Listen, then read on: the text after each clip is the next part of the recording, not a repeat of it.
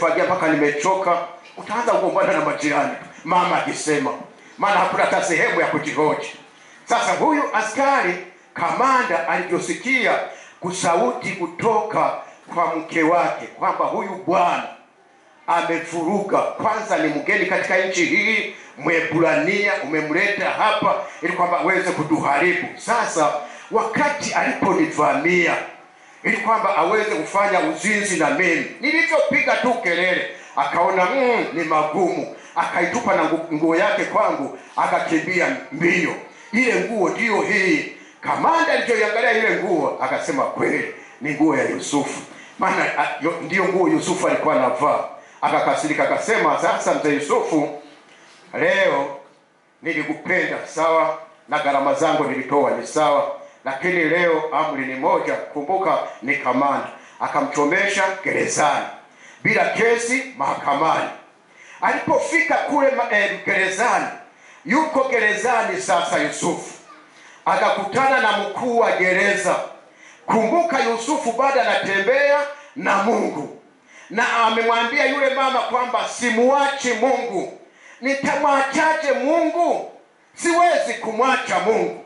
Kwa hali hiyo hata yule askari alivyomsukumiza kwamba nenda kule gerezani, bado Yusufu alitembea na Mungu.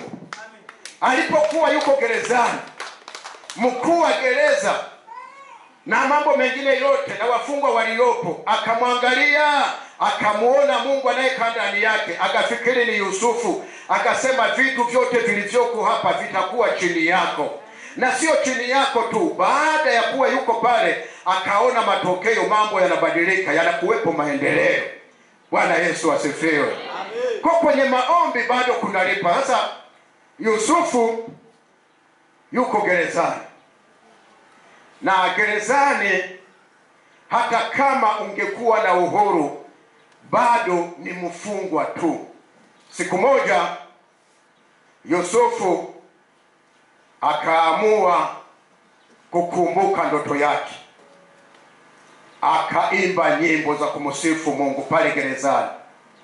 Alipokuwa naimba nyimbo za kumsifu Mungu akaona hazitoshi, akarejea tena kumkumbusha Mungu kwamba Mungu ulisema mganda wangu watauzunguka, na sasa ni zamu ya kuzungukwa. Uliniahidi mambo mema kwenye kikao changu mimi na wewe ni Mungu usiyesema uongo. Sasa niko mbele zako, sasa niko gerezani mzee, hao wafungwa ndio wataninamia. Wakati Yusufu anajieleza kwa Mungu, alipokuwa amelala usiku, sasa ile asubuhi anaamuka aanze kukagua wale wafungwa pale ndani. Akawakuta watu wawili waliokuwa watumishi kwa Farao, kwa mwenye nchi. Alipowakuta wale watu wawili akakuta wamedhoofika, yani wana mawazo ambayo hayajistawali kabisa, yani wamenyongonyea. Akaanza kumhoji kila mmoja, na kila mmoja alipokuwa na hojiwa anaeleza, nimeota ndoto. Mmoja kaeleza ndoto aliyoota, mimi nilikuwa ninamhudumia bwana mkubwa mzee Farao. Sasa nimeota na nikiwa niko kule, Farao alinitupa huku gerezani, akiwa na maana kwamba nimekosea. Lakini pia mtu mwingine wa mikate akaeleza vile vile. Na baada ya kuwa wamejieleza, Yusufu akawafafanulia zile ndoto kwamba hizi siku tatu, hivi vitu vitatu nilivyoviona ni siku tatu za kuendelea kuwepo gerezani. Wewe utatolewa, ukienda utarudia kazi yako. Huyu wa pili akamwambia hivi, wewe hizi siku tatu nazo ni siku tatu za kuwepo gerezani, lakini siku ya tatu utatolewa gerezani, utakwenda kule. Lakini wewe wa kwanza, mnyweshaji, wewe utarudi tena kwenye kazi yako, utamhudumia bwana wa nchi mzee Farao. Kwa hali hiyo utairudia kazi yako. Kwa hiyo maisha yataendelea, utaendelea kula mema ya nchi. Alipokuwa amemwelezea, huyu mwingine baada amebuna kaona huyu bwana amefafanuliwa vizuri, akajitokeza na yeye akamwambia, wewe sasa ndoto yako hiyo ulioiota, utakapokuwa siku hiyo ya tatu, wewe kichwa chako watakikata na watakitungika juu ya mti, ndege wa angani watakila. Sasa huyu akadhoofika zaidi.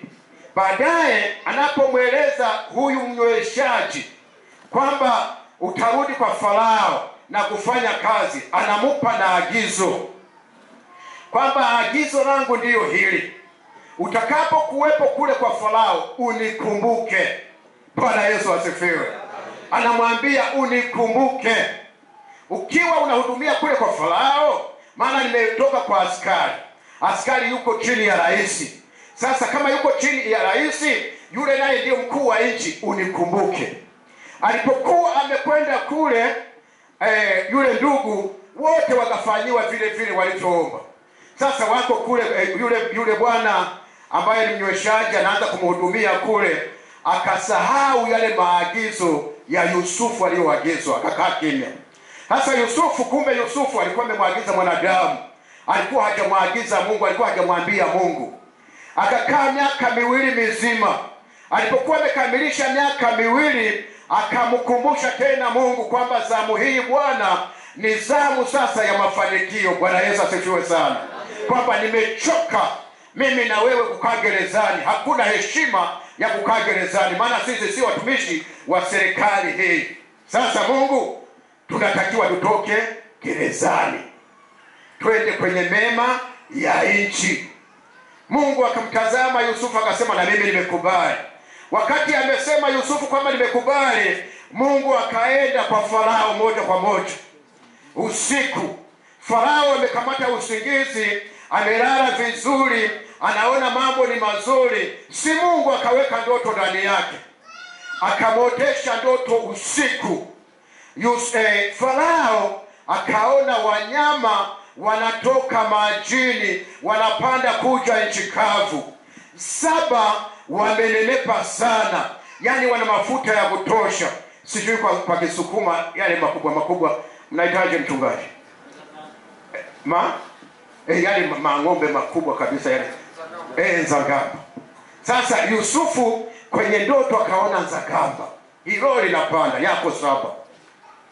Yanajimwaga. Baada natazama na kuangalia, moyo wake unamwemweleka, nasema hii nayo ni raha. Paka kutoka majini vitu vizuri vinafanyika hivi. Sasa baada ya wale 7 wamepanda, akaona 7 wengine wanapanda kutoka mtoni, wamekonda zaidi. Na alipoona wale 7 wamekonda, wakawala hawa 7 walionenepa. Lakini pamoja na kuwa hawa 7 ambao wamekonda wamekula hawa walionona, hawakuongezeka wale waliokonda, bado waliendelea kukonda zaidi. Hii ndoto ikamchanganya Farao. Akawa na maswali ya kujiuliza, iweje hawa wanyama 7 wamekula wanyama wengine wenye mafuta, mbona bado wamekonda? Mbona hawanenepi? Maana yake nini hii? Akiwa bado anajiuliza maswali, ametoka kwenye usingizi kidogo, akarudi kusinzia. Wakati amesinzia, akaona masuke 7 yaliyobeba vitu 7 vilivyopendeza zaidi, vinavyoashiria kwamba sasa kuna mema ya nchi. Lakini baadaye yakatokea masuke mengine 7 yaliyokonda, nayo yakayamaliza haya yaliyonenepa. Sasa Farao akachanganyikiwa zaidi. Asubuhi yake ikapigwa panda, tafuteni waganga wote wanaoishi katika nchi hii ya Misri, na wataalamu wote wale mnaowajua waliojitangaza, ili kwamba waje nina neno nao. Wakati wamekuja, wameitwa na bwana mkubwa, wako vizuri, wamekaa kwenye ukumbi wa ikulu.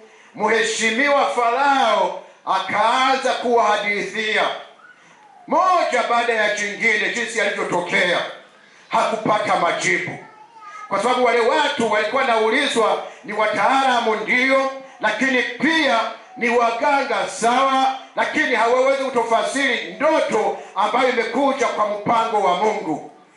Baadaye wakati wanajiuliza maswali, wamekaa kwa muda wa kutosha, majibu kwa Farao hayapo. Farao akakasirika, akaanza kuwauliza, kwamba ninyi ndiyo tegemeo la nchi. Sasa nimeeleza ndoto yangu, hamtaki kunisaidia, inakuwaje hapa? Sasa kumbe wakati Farao anahangaika, yule mnyweshaji Mungu akaingia kwake. Kumbuka ni miaka 2 mizima sasa. Yusufu alibakia kule gerezani, miaka 2 mizima imepita, kumbukumbu ilishaisha. Mungu akaingia kwa yule mnyweshaji, akakumbuka kwamba kuna mtu yuko gerezani aliyeniagiza nimtaje kwa Farao. Sasa hii zamu, nafikiri ndio zamu ya kumtaja kwa Farao. Akanyosha mkono wake, maana kwenye kile kikao na yeye yupo. Aliposimama pale kwa Farao, akasema, mzee, na yakumbuka makosa yangu, nilikosea sana. Sikukwambia habari za mtu mmoja anayeishi gerezani, lakini ana umungu ndani yake. Na huyu ukikutana naye akija kwenye kikao hiki, hakika atakusaidia. Bwana Yesu asifiwe, kwamba atakusaidia. Sasa Farao ikabidi kwanza muulize swali kabla hajafanya utekelezaji, umejuaje atanisaidia? Akasema, bwana mkubwa, tukiwa kule gerezani, mimi na ndugu yangu wale ambao tulikuwa tunakutumikia, tuliota ndoto usiku. Sasa ile ndoto zilikuwa ni fumbo. Kila mmoja jinsi alivyomsaidia na kuitafasiri ndivyo ilivyofanyika. Kwa hali hiyo, ndoto hii ya kwako, yule jamaa ataitafasiri, yani atakwambia ukweli wote. Sasa kumbe Yusufu bado yuko wapi? Gerezani. Lakini bado yuko na nani? Na Mungu. Yeye na Mungu hawakubali kukaa wapi? Gerezani. Sasa Farao baada ya kusikia zile taarifa akaagiza, na kwambia hivi, yani Yusufu, walinzi wakaenda, wale wenye nyota, kwa mzee Yusufu. Yusufu sasa na miaka yake 30, ni kakijana kabichi, kamekomakoma, kana mambo ya kimungu, kanajua kumweleza Mungu jinsi alivyo. Baadaye baada ya yale yuko pale, wakaenda wakamwambia mkuu wa gereza kwamba tunamtafuta Yusufu. Yusufu uko wapi? Niko hapa. Yusufu akaonekana kwa wale jamaa. Kuna nini jamani? Biblia inaeleza kwamba alipelekwa mpaka saruni kwenda kurekebisha nywele vizuri. Lakini bado kwa mfalme Mungu akakumbuka kwamba huyu jamaa Yusufu, moja kabisa alivuliwa nguo yake akiwa natupwa kisimani. Kwa hiyo anapokuja kwa bwana mkubwa, ile nguo ile aliyovuliwa wakatupa kule kisimani lazima ifidiwe. Lakini nguo yake nyingine alibaki naye mke wa askari. Kwa hiyo lazima Yusufu avae vizuri, afike mbele ya bwana mkubwa. Akaamuru kwamba Yusufu apewe nguo safi, apewe nguo za kufaa zinazofanana. Zile za zamani zimechakaa, lakini bado Yusufu anatakiwa aje mbele ya mfalme. Bwana Yesu asifiwe. Kwa sababu Yusufu sasa amemtafuta Mungu na bado yuko gerezani, anaimba nyimbo za kumsifu Mungu, lakini bado ni muombaji. Hasa anaenda taratibu. Sasa wakati anaenda taratibu kwa mzee Farao, akawa naimba. Wanamwambia mzee, wahi. Unajua Yusufu aliitwa mzee bado kijana. Mzee, wahi, bwana mkubwa anataka ufike. Akasema, nimemuona Mungu, nimemuona Bwana, nimemuona Bwana anapendeza, nimemuona Bwana, nimemuona Bwana, nimemuona Bwana anapendeza. Si wakachanganyikiwa. Sasa